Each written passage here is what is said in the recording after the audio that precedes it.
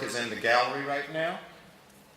Next to Ayo, we have Martha Jackson Jarvis. And after Martha, we have Cheryl Foster. Let's give them a round of applause. You know, you're seeing artists who have known each other for a long time. And so it's not just a family reunion of kindred spirits, but it's also a recognition of the expertise that we have put into our craft in doing this work. And we're going to talk about public art this evening, and these programs exist as laws across the United States, and we're competing against other artists. In my case, some of these projects I've done, I've competed against literally hundreds of artists. It's been narrowed down to semifinalists and a few.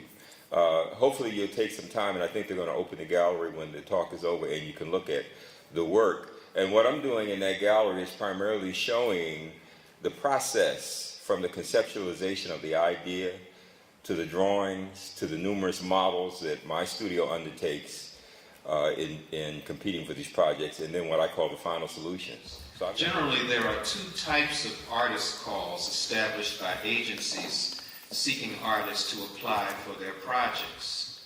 What is the difference between a RFQ, a request for qualifications, and an RFP, request for proposals?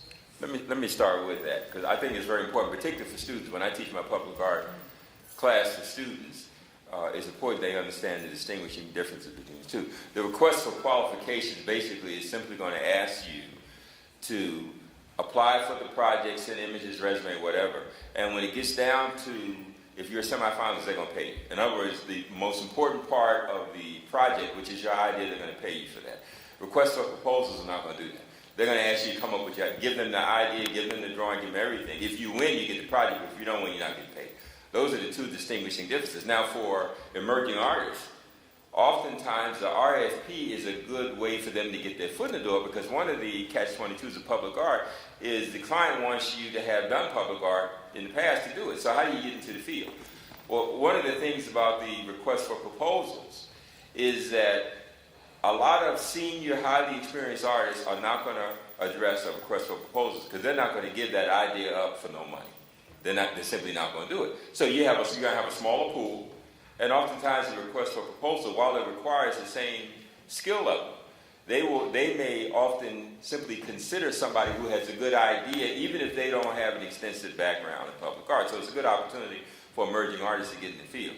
But the distinguishing differences between the two is who's going to pay you for the idea up front and who's not going to pay you. What are the unique characteristics or qualifications, or what qualification should an artist have in pursuing and undertaking a public art project? That's a good question. That's a real. Ayokunle mentioned earlier when he first started talking, you need to be articulate. You need to be able to write. You have to insulate yourself where you don't freak out when problems happen. When I teach my public art class to my students, I talk about the importance of them being as professional as possible and being able, I think you have to be able to withstand stress. You really do, because public art projects are stressful.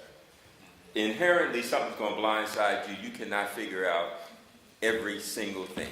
So often when I do projects, when it's going, particularly when the project's going well, I'm asking myself, what's going to come out of the blue and blindside me? There's something there that's going to blindside you. You really have to be able to work with people. You have to really find collaboration to be a positive kinds of thing. And you got to be able to work long term. These projects generally are long-term projects. You said the shortest one was 18 months? Well, mine, I haven't done projects shorter than, I don't think, 18 months for different reasons. You know, I may have had extensions with the projects because things happen. But, you know, a regular studio artist is not necessarily one who's cut out to do these projects.